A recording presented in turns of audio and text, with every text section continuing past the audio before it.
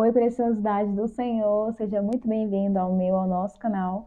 Você que está chegando aqui agora. Meu nome é Jéssica Cerqueira e eu estou aqui para semear boas sementes na sua vida, através de leitura da palavra do Senhor e comunhão com Deus. E hoje é o nosso 101º dia. Ontem fizemos aqui 100 dias de leitura da palavra, com muita gratidão e glória a Deus. Está sendo uma jornada maravilhosa. Compartilhe esse vídeo com alguém. Bora semear boas sementes na vida de outras pessoas através da palavra do Senhor, tá bom? Então vamos começar a nossa leitura de hoje com um pequeno momento de oração. Pai querido, Pai amado, obrigada, Senhor Jesus, pela tua presença, pela tua palavra, Senhor, que possamos aprender um pouco mais de ti.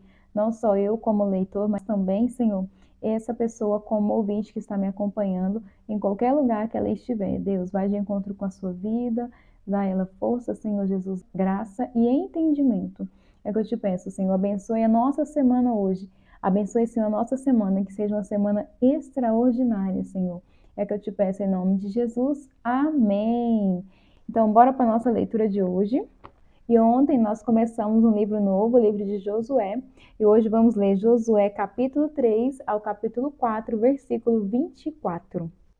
A passagem do Jordão, capítulo 3. Levantou-se, pois, Josué de madrugada e partiram de Sitim, e vieram até o Jordão, ele e todos os filhos de Israel, e pousaram ali antes que passassem. E sucedeu ao fim de 3 dias que os príncipes passaram pelo meio do arraial e ordenaram ao povo, dizendo: Quando virdes a arca do concerto do Senhor, vosso Deus, e que os sacerdotes levitas a levam, parte vós também e segue-a. Haja, contudo, distância entre vós e ela, como da medida de 2000 côvados, e não vos chegueis a ela, para que saibais o caminho pelo qual haveis de ir, porquanto por este caminho nunca passastes antes. E disse Josué também ao povo: Santificai-vos, porque amanhã fará o Senhor maravilhas no meio de vós. E falou Josué aos sacerdotes, dizendo: Levantai a arca do concerto e passai adiante deste povo. E levantaram, pois, a arca do concerto e foram andando adiante do povo. E o Senhor disse a Josué: Este dia começarei a engrandecer-te perante os olhos de todo Israel, para que saibam que assim como fui com Moisés, assim serei contigo. Tu, pois, ordenarás aos sacerdotes que levem a arca do concerto, dizendo: Quando vierdes até a borda das águas do Jordão, parareis no Jordão. Então disse Josué aos filhos de Israel: Chegai-vos para cá, e ouve as palavras do Senhor vosso Deus. E disse mais Josué: Nisto conhecereis que o Deus vivo está no meio de vós, e que de todo lançará diante de vós os cananeus, e os heteus, e os heveus, e os ferezeus, e os girgazeus, e os amorreus, e os jebuseus. Eis que a arca do concerto do Senhor de toda a terra passa o Jordão diante de vós. Tomai, pois, agora 12 homens das tribos de Israel, de cada tribo um homem. Porque há de conhecer que, assim que as plantas dos pés dos sacerdotes que levam a arca do Senhor, o Senhor de toda a terra, repousem nas águas do Jordão, se separarão as águas do Jordão, e as águas que de cima descem pararão no montão.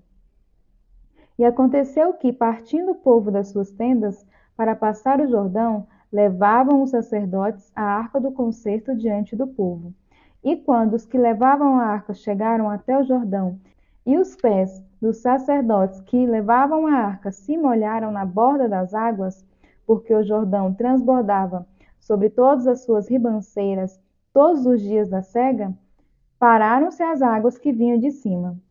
E levantaram-se no montão, muito longe da cidade de Adã, que está na banda de Sartã. E as que desciam ao mar das Campinas, que é o mar salgado, faltavam de todo e separaram-se. Então passou o povo defronte de Jericó. Porém os sacerdotes que levavam a arca do concerto do Senhor pararam firmes em seco no meio do Jordão, e todo Israel passou em seco, até que todo o povo acabou de passar o Jordão. As 12 pedras tiradas do meio do Jordão. Capítulo 4.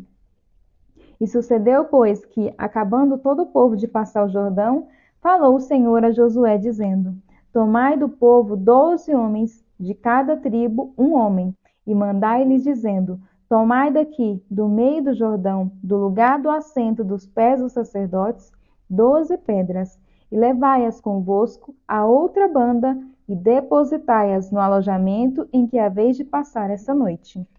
Chamou, pois, Josué os 12 homens que escolhera dos filhos de Israel, de cada tribo um homem, e disse-lhes: Passai diante da arca do Senhor vosso Deus, ao meio do Jordão, e levante cada um uma pedra sobre o seu ombro, segundo o número das tribos dos filhos de Israel, para que isso seja por sinal entre vós. E quando vossos filhos no futuro perguntarem, dizendo: Que vos significam estas pedras? Então lhes direi que as águas do Jordão se separaram diante da arca do concerto do Senhor.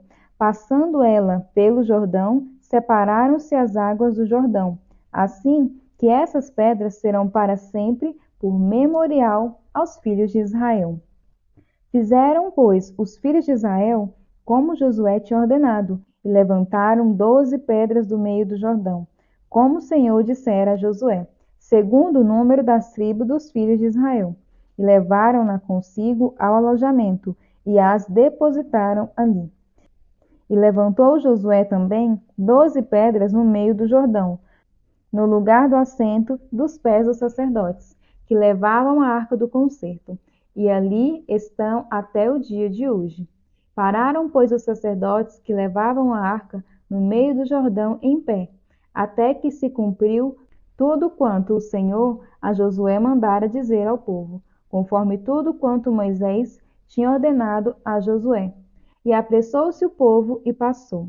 E sucedeu que, assim que todo o povo acabou de passar, então passou a arca do Senhor e os sacerdotes à vista do povo. E passaram os filhos de Ruben e os filhos de Gade e a meia tribo de Manassés, armados, na frente dos filhos de Israel, como Moisés lhes tinha dito. Uns 40.000 homens de guerra armados passaram diante do Senhor para a batalha às campinas de Jericó. Naquele dia, o Senhor engrandeceu a Josué diante dos olhos de todo o Israel, e temeram-no como havia temido a Moisés, todos os dias da sua vida. Falou, pois, o Senhor a Josué, dizendo: Dá ordem aos sacerdotes que levem a arca do testemunho e que subam do Jordão. E deu Josué ordem aos sacerdotes, dizendo: Sube do Jordão. E aconteceu que, como os sacerdotes que levavam a arca do concerto do Senhor subiram do meio do Jordão, e as plantas dos pés dos sacerdotes se puseram em seco, as águas do Jordão se tornaram ao seu lugar, e corriam como antes, sobre todas as suas ribanceiras. Subiu, pois, o povo do Jordão no dia 10 do mês primeiro, e alojaram-se em Gilgal, da banda do oriente de Jericó. E as 12 pedras que tinham tomado do Jordão levantou Josué em Gilgal. E falou aos filhos de Israel, dizendo: Quando no futuro vossos filhos perguntarem a seus pais, dizendo: Que significam estas pedras? Fareis saber a vossos filhos, dizendo: Israel passou em seco este Jordão, porque o Senhor vosso Deus fez secar as águas do Jordão diante de vós, até que passasseis, como o Senhor vosso Deus fez ao mar vermelho, e fez secar perante nós, até que passamos, para que todos os povos da terra conheçam a mão do Senhor, que é forte, para que temais o Senhor vosso Deus todos os dias. Estudo de hoje. Josué, capítulo 3, versículo 13 ao 15.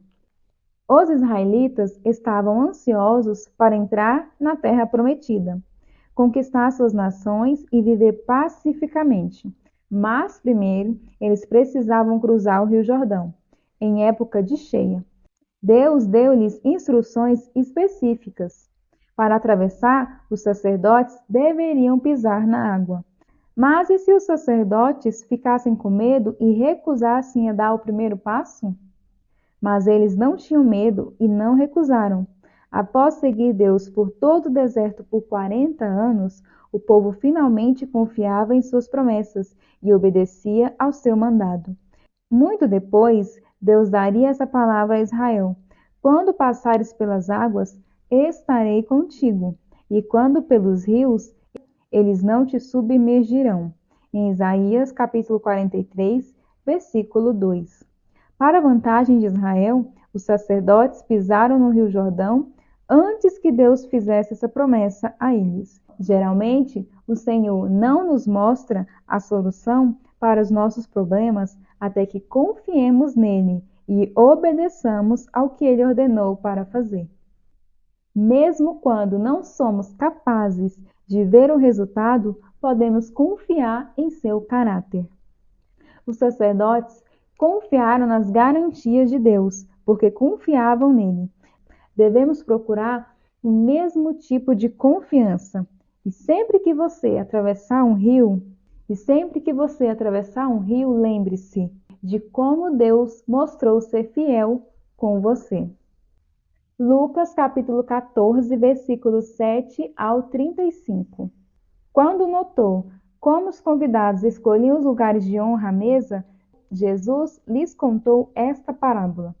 Quando alguém o convidar para um banquete de casamento, não ocupem o lugar de honra, pois pode ser que tenha sido convidado alguém de maior honra do que você. Se for assim, aquele que convidou os dois virá e lhe dirá: dê o lugar a este. Então, humilhado, você precisará ocupar o lugar menos importante. Mas, quando você for convidado, ocupe o lugar menos importante, de forma que, quando vier aquele que o convidou, diga-lhe: amigo, passe para um lugar mais importante. Então, você será honrado na presença de todos os convidados. Pois todo o que se exalta será humilhado, e o que se humilha será exaltado. Então Jesus disse ao que o tinha convidado: quando você der um banquete ou jantar, não convide seus amigos, irmãos ou parentes, nem seus vizinhos ricos. Se o fizer, eles poderão também, por sua vez, convidá-lo, e assim você será recompensado. Mas quando der um banquete, convide os pobres, os aleijados, os mancos e os cegos. Feliz será você, porque estes não têm como retribuir. A sua recompensa virá na ressurreição dos justos. A parábola do grande banquete. Ao ouvir isso, um dos que estavam à mesa com Jesus disse-lhe: feliz será aquele que comer no banquete do reino de Deus. E Jesus respondeu: certo homem estava preparando um grande banquete e convidou muitas pessoas. Na hora de começar, enviou seu servo para dizer aos que haviam sido convidados: venham, pois tudo já está pronto. Mas eles começaram um por um a apresentar desculpas. O primeiro disse: acabei de comprar uma propriedade e preciso ir vê-la. Por favor, desculpe-me. O outro disse: acabei de comprar 5 juntas de boi e estou indo experimentá-las. Por favor, desculpe-me. Ainda outro disse: acabo de me casar, por isso não posso ir. O servo voltou e relatou isso ao seu senhor. Então o dono da casa irou-se e ordenou ao seu servo: vá rapidamente para as ruas e becos da cidade e traga os pobres, os aleijados, os cegos e os mancos. E disse o servo: o que o Senhor ordenou foi feito, e ainda há lugar. Então o Senhor disse ao servo: vá pelos caminhos e valados e obrigue-os a entrar, para que a minha casa fique cheia. E eu lhes digo: nenhum daqueles que foram convidados provará do meu banquete. O preço do discipulado. Uma grande multidão ia acompanhando Jesus. Este, voltando-se para ela, disse: se alguém vem a mim e ama o seu pai, sua mãe, sua mulher, seus filhos, seus irmãos e irmãs, e até a sua própria vida, mais do que a mim, não pode ser meu discípulo. E aquele que não carrega sua cruz e não me segue, não pode ser meu discípulo. Qual de vocês, se quiser construir uma torre, primeiro não se assenta e calcula o preço, para ver se tem dinheiro suficiente para completá-la? Pois se lançar o alicerce e não for capaz de terminá-la, todos os que virem rirão dele, dizendo: Este homem começou a construir e não foi capaz de terminar. Ou qual é o rei que, pretendendo sair à guerra contra outro rei, primeiro não se assenta e pensa se com 10.000 homens é capaz de enfrentar aquele que vem contra ele com 20.000? Se não for capaz, enviará uma delegação, enquanto o outro ainda está longe, e pedirá um acordo de paz. Da mesma forma, qualquer de vocês que não renunciar a tudo o que possui, não pode ser meu discípulo. O sal é bom, mas se ele perder o sabor, como restaurá-lo? Não serve nem para o solo, nem para adubo, é jogado fora. Aquele que tem ouvidos para ouvir, ouça. Estudo de hoje, Lucas capítulo 14, versículo 15 ao 18. Na parábola de Jesus, muitas pessoas recusaram o convite para o banquete, porque o tempo era inconveniente.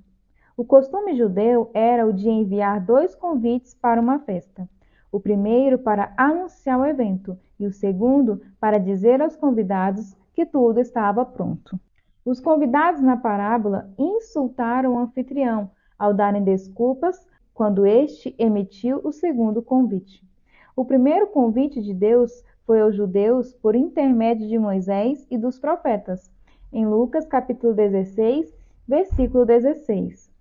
Os líderes religiosos aceitaram esse convite e creram que Deus os tinha chamado para ser o seu povo.